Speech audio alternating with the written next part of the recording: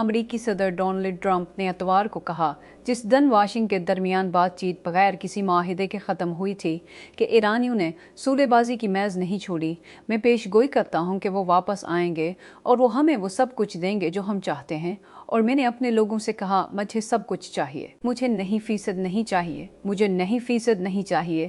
میں نے ان سے کہا مجھے سب کچھ چاہیے۔ ان کے پاس کوئی کارڈ نہیں ہے۔ انہیں فاکس نیوز کے شو سنڈے مارننگ فیچرز ود ماریا بارٹیرومو میں ایک فون انٹرویو کے دوران کہا۔ خون آلود پٹیوں میں لبنانی 7 سالہ علین سعید گزشتہ ہفتے جنوبی لبنان میں اپنے گھر پر اسرائیلی حملے میں بمشکل بچ پائے۔ وہ اپنے والد کی تدفین کے لیے وہاں پہنچی تھی کیونکہ جنگ بندی کی امید پورے خطے میں پھیل گئی تھی، لیکن ایک نئی ہڑتال نے اس کی شیر خوار بہن اور دیگر رشتہ داروں کو ہلاک کر دیا۔ شریفہ گاؤں میں سعید خاندان کے گھر پر حملہ بد کو ہوا۔ 2 ہفتے کی امریکہ ایران جنگ بندی کے پہلے دن، جس کا لبنان میں بہت سے لوگوں کو امید ہے کہ ان کے ملک پر بھی لاگو ہوگا۔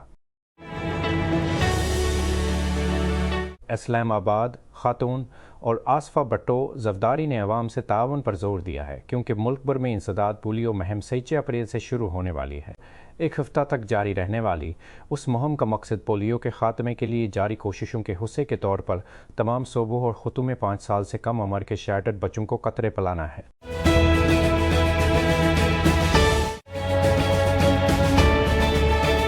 چین نے اتوار کے روز تائیوان کے لیے سینئر ترغیبی اقدامات کی نقاب کشائی کی، جن میں سیاحوں کی روک تھام میں نرمی، صحت مند ٹیلی وین ڈراموں کی اجازت دینا اور جزیرے کے اپوزیشن لیڈر کے دورے کے بعد کھانے کی فروخت میں سہولت فراہم کرنا شامل ہے۔ یہ اقدام تائیوان کی سب سے بڑی حزب اختلاف کی جماعت کومنٹانگ کلمٹی کی چیئر وومن چین لی ون کے چین کے دورے کے اختتام پر سامنے آیا ہے۔ اس نے چینی صدر شی جن پنگ سے ملاقات کی اور امن اور مفاہمت کی ضرورت پر بات کی۔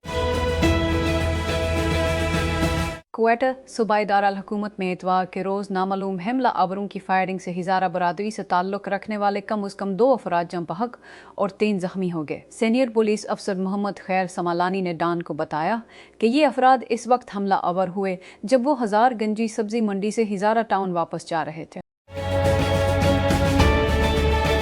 اسلام آباد میں اتوار کی صبح تک امریکہ اور ایران کے درمیان براہ راست مذاکرات جاری تھے، لیکن چند ہی گھنٹوں میں دونوں اطراف کے وفود اپنے گھروں کو روانہ ہو گئے۔ صبح میں امریکی نائب صدر جے ڈی وینس نے ایک پریس کانفرنس سے خطاب کیا، اس بات کا ذکر کرتے ہوئے کہ متعدد ٹھوس بات چیت ہوئی۔ اتوار کے روز لیجنڈ ہندوستانی گلوکارہ آشا بھوسلے کی موت کی خبر نے دنیا کو چونکا دیا اور سوشل میڈیا پر غم کی لہر دوڑ گئی۔ پاکستان میں کئی مشہور شخصیات نے آن جہانی گلوکار کو خراج تحسین پیش کیا۔ اداکار احسن خان نے اسے ایک دور کا خاتمہ قرار دیا۔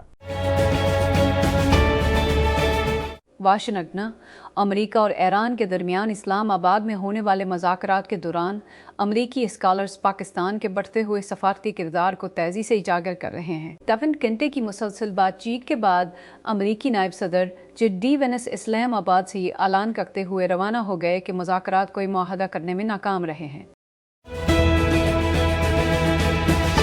ان کی آمنے سامنے بات چیت میں کوئی معاہدہ نہ ہونے کے بعد ایران کی پارلیمنٹ کے اسپیکر محمد باقر غالب نے اتوار کے روز کہا کہ اب وقت آ گیا ہے کہ امریکہ یہ فیصلہ کرے کہ آیا وہ تہران کا اعتماد حاصل کر سکتا ہے یا نہیں۔ ایکس پر فارسی میں لکھی گئی ایک پوسٹ میں غالب نے کہا، امریکہ نے ہماری منطق اور اصولوں کو سمجھ لیا ہے اور اب وقت آ گیا ہے کہ وہ فیصلہ کرے کہ وہ ہمارا اعتماد حاصل کر سکتا ہے یا نہیں۔